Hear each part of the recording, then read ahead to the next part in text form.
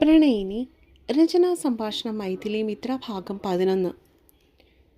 നീ ആദ്യം കാര്യം പറയൂ പ്രിയേ. ഏട്ടത്തി ചെയ്യുന്ന പണി നിർത്തി വെച്ചിട്ട് എൻ്റെ അരിയിലേക്ക് എഴുന്നേറ്റ് വന്ന് നിന്നു. എനിക്ക് എനിക്ക് മൂന്തേട്ടനെ കാണാൻ തോന്നുന്നു. പ്ലീസ്, പറ്റില്ലെന്ന് പറയരുത്. ഒരു വട്ടം എനിക്കൊന്ന് കണ്ടാൽ മതി. ഞാൻ കെഞ്ചിക്കൊണ്ട് ഏട്ടത്തിയുടെ കൈകൾ കവർന്നു. ശരിക്കും പറഞ്ഞാൽ ഞാൻ എന്താണ് പറയുന്നതെന്നോ പ്രവർത്തിക്കുന്നതെന്നോ എനിക്കപ്പോൾ തിരിച്ചറിയാൻ പറ്റുന്നുണ്ടായിരുന്നില്ല. മോളെ, ഇപ്പോൾ ഞാൻ എങ്ങനെയാ? ഏട്ടത്തി കൈമലർത്തി. ഫോൺ ചെയ്തിട്ടൊന്ന് വരാൻ പറയോ? എനിക്ക് പരവേശം തോന്നി. ഞാനിപ്പോൾ എന്ത് കാരണം പറഞ്ഞാണ് പ്രിയ അവനെ ഇങ്ങോട്ട് വിളിച്ചു വരുത്തുക? എന്തേലും ഒന്ന് പറയേട്ടത്തി, എനിക്കിപ്പോൾ ഒന്ന് കണ്ടില്ലേ ശ്വാസം മുട്ടും. ഞാൻ കട്ടായം പറഞ്ഞു. ശരി, നീ പിടയ്ക്കാതെ. പിന്നെ ഞാനൊരു കാര്യം പറയാം. ഈ പ്രണയത്തിനൊടുവിൽ നീ കരയേണ്ടി വരരുത് പ്രിയേ. ഇനി ഇങ്ങനൊരാവശ്യം എന്നോട് നീ ചോദിക്കാൻ വരികയും ചെയ്യരുത്. താക്കീത് നൽകിയിട്ടാണ് ഏട്ടത്തി സ്വന്തം ഫോൺ കയ്യിലെടുത്തത്. മുകുന്ദനെന്ന് സേവ് ചെയ്ത നമ്പർ ഏട്ടത്തി ഡയൽ ചെയ്യുന്നതും ഫോൺ ചെവിയോട് ചേർത്ത് വെക്കുന്നതും ഒട്ടൊരു പിടപ്പോടുകൂടിയാണ് ഞാൻ നോക്കിയിരുന്നത്. എന്നെ സംബന്ധിച്ചിടത്തോളം ഏട്ടൻ്റെ പേര് തന്നെ എന്നിൽ വെപ്രാളം ഉണ്ടാക്കാൻ പോകുന്നതായിരുന്നു. മുകുന്ദ. മറുവശം കണക്റ്റായതും ഏട്ടത്തി തന്നെ സംസാരിച്ചു തുടങ്ങി. നീ വീട്ടിൽ നിന്ന് വന്നോ? മറുവശത്തു നിന്നുള്ള മറുപടി എന്താണെന്ന് എനിക്ക് കേൾക്കുവാൻ കഴിഞ്ഞില്ല. ആ, നിന്റെ പനി എങ്ങനെയുണ്ട്? അടുത്ത ചോദ്യം ഏട്ടത്തി ചോദിക്കുന്ന കണ്ടു. ഒരു കാര്യത്തിന് വേണ്ടിയാണ് ഞാൻ വിളിച്ചത്. ഞാൻ ഇന്നലെ വന്നപ്പോൾ അമ്മ എനിക്ക് തരാനായി ഒരു കുപ്പി മാങ്ങാച്ചാർ എടുത്ത് ഡൈനിങ് ടേബിളിന് മുകളിൽ വെച്ചിരുന്നു. ഞാനതെടുത്തോണ്ട് വരാൻ മറന്നു. ഇവിടെ കുഞ്ഞിക്ക് നല്ല പനിയാണ്. അവൾക്കാണ് കഞ്ഞിയുടെ കൂടെ കൂട്ടാൻ മാങ്ങാച്ചാർ തന്നെ വേണമെന്ന്. നീ ഒന്ന് അതെടുത്തോണ്ട് ഇത്ര വരെ ഒന്ന് വരുമോ? അപ്പുറത്തു നിന്നും താൻ ഉദ്ദേശിച്ച മറുപടിയല്ല കിട്ടിയതെന്ന് ചേട്ടത്തിയുടെ മുഖം കണ്ടപ്പോൾ തന്നെ മനസ്സിലായി. എടാ, നീ വീട്ടിലേക്ക് കയറി വരണ്ട. ഗേറ്റിന് മുമ്പിൽ ആരെങ്കിലും വന്ന് നിന്നോളും. അതിങ്ങോട്ട് തന്നിട്ട് നീ എവിടാന്ന് വെച്ചാൽ പൊയ്ക്കോ. ഏട്ടത്തി പിന്നെയും താഴ്ന്ന് സംസാരിക്കുന്നുണ്ട്. മുകുന്ദേട്ടൻ എങ്ങോട്ടേക്കോ പോകാനുള്ള ഒരുക്കത്തിലാണെന്ന് തോന്നുന്നു. അതുകൊണ്ടാവാം ഇക്കാര്യത്തിൽ താല്പര്യം കാട്ടാത്തത്. ആ ശരി. അത്രയും പറഞ്ഞിട്ട് ദീപേട്ടത്തി ഫോൺ വെച്ചു. അവൻ കൃഷ്ണൻ അമ്പലത്തിലേക്ക് ദീപാരാധന തൊഴാൻ പോവാണെന്ന് ഒരു വിധത്തില ചെക്കനെ ഞാൻ പറഞ്ഞു സമ്മതിപ്പിച്ച്. ഇപ്പോൾ വരും. നീ വേഗം ഗേറ്റിന് അങ്ങോട്ടേക്ക് ചെന്ന് നിന്നു. ഞാനത് കേട്ടതും കാലുകൾ മുറ്റത്തേക്ക് പായിച്ചു. പ്രിയെ, പതിയെ. ഏട്ടത്തി പിന്നിൽ നിന്ന് വിളിച്ചു പറയുന്നുണ്ടായിരുന്നെങ്കിലും ഞാനത് കേട്ടില്ല. എൻ്റെ മനസ്സ് മുഴുവൻ മുകുന്ദേട്ടൻ്റെ മുഖമായിരുന്നു. ഹാളിലിരിക്കുന്ന എല്ലാവരെയും ഒന്ന് പാളി നോക്കിക്കൊണ്ടാണ് ഞാൻ പുറത്തേക്ക് ഇറങ്ങിയത്. മുറ്റത്തേക്ക് ചാടി ഇറങ്ങിയതോ ഗേറ്റ് തുറന്ന് വഴിയിലേക്ക് എൻ്റെ കാലുകൾ കുതിച്ചതോ ഞാൻ അറിയുന്നുണ്ടായിരുന്നില്ല. അത്രമേൽ മുകുന്ദേട്ടനോടുള്ള പ്രണയം എന്നിലെ ആത്മാവിൽ വേരുകൾ ആഴ്ത്തി പടർന്നിരുന്നു. ഗേറ്റിന് മുൻപിലുള്ള വഴിയിൽ നിൽക്കുമ്പോൾ എൻ്റെ മിഴികൾ മുകുന്ദേട്ടൻ്റെ വീടിന് നേരെ ലക്ഷ്യം പാഞ്ഞു വെച്ചിരുന്നു. കണ്ണുകൾക്കൊപ്പം മനസ്സും തുടിക്കുന്നുണ്ടായിരുന്നു. മിനിറ്റുകൾ കഴിഞ്ഞതും ഏട്ടൻ്റെ ബുള്ളറ്റ് ഗേറ്റും കടന്ന് വഴിയിലേക്ക് ഇറങ്ങുന്നത് വർദ്ധിച്ച ഹൃദയമിടിപ്പുകളോടെ ഞാൻ നോക്കി നിന്നു. എൻ്റെ അടുത്തേക്ക് ഓടിയെത്തിക്കൊണ്ടിരിക്കുന്ന ബുള്ളറ്റിൻ്റെ ഹുങ്കാര ശബ്ദത്തിൻ്റെ 1000 മടങ്ങ് ഉച്ചത്തിൽ എൻ്റെ ഹൃദയവും മിടിച്ചു തുടങ്ങി.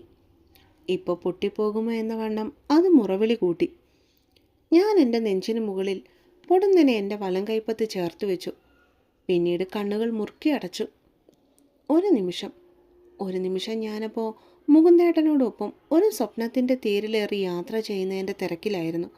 സുന്ദരമായ ഒരു സ്വപ്നം. എൻ്റെ അടുത്ത് ബുള്ളറ്റ് കൊണ്ട് നിർത്തി ഹെൽമെറ്റ് ഊരുന്ന മുകുന്ദേട്ടൻ. അത് വണ്ടിയുടെ ഹാൻഡിലിന് മുകളിലേക്ക് വെച്ചിട്ട് നെറ്റിയിലേക്ക് വീണ് കിടക്കുന്ന മുടിയിഴകൾ കൈവിരലുകൾ കൊണ്ട് പിന്നിലേക്ക് മാടി വയ്ക്കുന്ന മുകുന്ദേട്ടൻ. ആളിൻ്റെ ചുണ്ടിലപ്പോൾ എനിക്കായി നിറഞ്ഞു നിൽക്കുന്ന ഒരു വിടർന്ന പുഞ്ചിരി മുളപൊട്ടും. ഏട്ടൻ്റെ കണ്ണുകളിൽ എന്നെ കാണുമ്പോൾ പ്രണയം കത്തി നിൽക്കുന്ന ഒരു നോട്ടം ഉണ്ടാവും. ആ കാതരമായ നോട്ടം താങ്ങാനാവാതെ വിരള വിവശയായി ഞാൻ നിൽക്കുമ്പോൾ ഏട്ടൻ എൻ്റെ നേർക്ക് അച്ചാറ് നീട്ടും. അത് ഞാൻ കൈനീട്ടി വാങ്ങുമ്പോൾ വിരലുകൾ കൊണ്ട് എൻ്റെ കയ്യിൽ ഏട്ടൻ കളമെഴുത്തും പാട്ടും നടത്തും. എന്നിട്ടൊരു ചോദ്യം അവസാനം എന്നോട് ചോദിക്കും. ഞാൻ പകർന്നു തന്ന പനി കുറഞ്ഞോടി ഹരിയേ എന്ന്. ആ സമയത്തെ നാണത്തിൽ ഞാൻ വാങ്ങപ്പൂവിൻ്റെ നിറം കവളിൽ അണിയും. കണ്ണുകളിലെ ഗോളങ്ങളെ പരൽമീനുകളെ പോലെ പിടപ്പിക്കും. കാലിൻ്റെ തള്ളവിരൽ കൊണ്ട് വഴിയോരത്തെ മണലിൽ രഥത്തിൻ്റെ കോലം വരയ്ക്കും. നോട്ടം തറയിലേക്ക് പൂഴ്ത്തി വെച്ചുകൊണ്ട് ഞാൻ മയിലിനെ പോലെ നിന്ന് കുണുങ്ങും.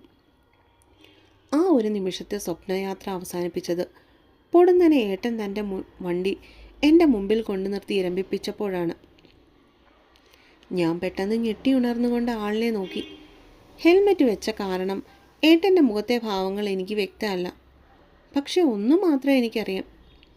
എൻ്റെ മുഖത്ത് മിന്നിമാഞ്ഞ നവരസങ്ങളെല്ലാം ഒന്നുപോലും വിടാതെ ഏട്ടൻ കണ്ടുവെന്നുള്ള കാര്യം.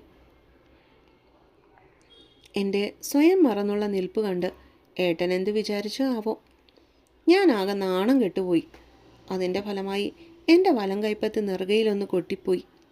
എങ്കിലും ആ മുഖം, കണ്ണുകൾ, ആ വിടർന്ന ചുണ്ടിലെ ചിരി, അതൊക്കെ കാണുവാനായി ഞാൻ കൊതിയോടെ ആളെ തന്നെ പിന്നെയും നോക്കി നിന്നു. പക്ഷേ എൻ്റെ നിർഭാഗ്യം എന്ന് പറയട്ടെ, തലയിൽ വെച്ചിരിക്കുന്ന ഹെൽമെറ്റ് ഊരി മാറ്റാതെ തന്നെ കയ്യിലിരുന്ന അച്ചാറുകുപ്പിയുടെ കവർ എനിക്ക് നേരെ നീട്ടിയവനെ കാണെ എൻ്റെ കണ്ണിലെ പ്രകാശം പൊടുന്നനെ കെട്ടുപോയി. എൻ്റെ ചുണ്ടുകൾ പരിഭവം കൊണ്ട് കൂർത്തു. എൻ്റെ കണ്ണുകളിൽ പിണക്കത്തിന് നേരിയൊരു ഛായ വിരന്നു വന്നു. പനി കുറഞ്ഞില്ലേ എന്നൊരു വാക്കുപോലും ആളിൽ നിന്നുണ്ടായില്ലല്ലോ. സങ്കടത്തോടെ അതും മനസ്സിൽ ചിന്തിച്ചുകൊണ്ട് ഞാൻ ആ കയ്യിലേക്ക് വാങ്ങിയതും അടുത്ത നിമിഷം തന്നെ വണ്ടിയും തിരിച്ച് മുകുന്ദേട്ടൻ മിന്നൽ വേഗതയിൽ ഒരു പോക്കുപോയി. അതും കൂടി ആയപ്പോഴേക്ക് എൻ്റെ സപ്തനാഡികളും തളർന്നു പോയിരുന്നു. ഇത്തിരി മുന്നേ കണ്ട കിനാക്കളെല്ലാം കൂടി കൺമുൻപിൽ വന്നു നിന്നുകൊണ്ട് കോക്കറി കാട്ടിച്ചിരിക്കുന്നത് പോലെ തോന്നിപ്പോയി. ഞാൻ ആകെ തളർന്നു. കുപ്പിയും കയ്യിൽ തെരുപ്പിടിച്ചുകൊണ്ട് ഗേറ്റും കടന്ന് വീടിനുള്ളിലേക്ക് ഞാൻ വേഗത്തിൽ കയറിപ്പോയി. അവ വന്നോ? നീ കണ്ടോ? ഡൈനിങ് ടേബിളിന് മുകളിലേക്ക് കയ്യിലിരുന്ന അച്ചാർ കുപ്പി ഊക്കോടെ വെച്ചുകൊണ്ട് തിരിഞ്ഞപ്പോഴാണ് ഏട്ടത്തെ ആകാംക്ഷയോടെ പിന്നിൽ വന്നു നിന്നുകൊണ്ട് ചോദിച്ചത്. വന്നു, ഇത് തന്നു, പോയി. വിഷാദം മുറ്റി നിൽക്കുന്ന കണ്ണുകളാൽ ആ കവർ കാട്ടിക്കൊണ്ട് ഞാനൊന്ന് ആത്മനിന്ദയോടെ പുഞ്ചിരിച്ചു. പനി കുറഞ്ഞെന്ന് പോലും അവൻ നിന്നോട് ചോദിച്ചില്ലേ പ്രിയേ? ദീപേട്ടത്തെയും കണ്ണു വീഴ്ക്കുന്നുണ്ട്. ഞാൻ വെറുതെ തലയാട്ടിക്കാട്ടി. ശേഷം തിരിഞ്ഞ് ദീപേട്ടത്തെയും കടന്ന് സ്വന്തം മുറിയിലേക്ക് പോകുവാനായി കോണിപ്പടികൾ കയറി.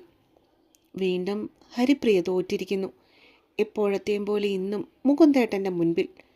ആവർത്തിച്ചുള്ള ഈ തോൽവികൾ എന്നിലെ പ്രണയത്തെ തോൽപ്പിക്കാൻ പാകത്തിലുള്ളതാണോ എന്ന് ഞാൻ എന്നിലെ പ്രണയിനിയോട് ഇത്തവണയും ചോദിച്ചു. ഇല്ല, നീ വിജയിക്കും ഹരിപ്രിയെ. ഒരിക്കൽ നീ നിന്റെ പ്രണയത്തിൽ വിജയം കൈവരിക്കുക തന്നെ ചെയ്യും.